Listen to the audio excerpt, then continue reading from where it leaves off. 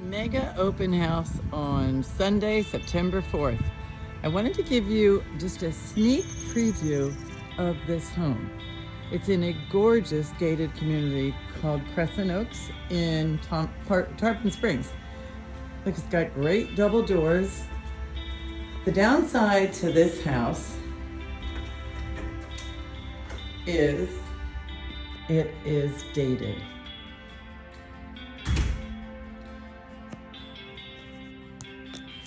Old school. Carpet. Old school. However, look at the plantation shutters, the beautiful sliders, and step outside. A great covered area, the pool, and the 18th hole of Crescent Oaks Golf Course. I'll be here Sunday from 1 to 4 o'clock. Please come, say hello, and I'll play a game of whoever guesses what the final sales price will be.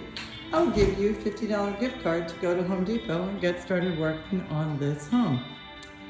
It's a split plan, master bedroom and bath are over here, and all the kids' rooms are on the other side. Plantation shutters everywhere, his and hers closets, and double sinks.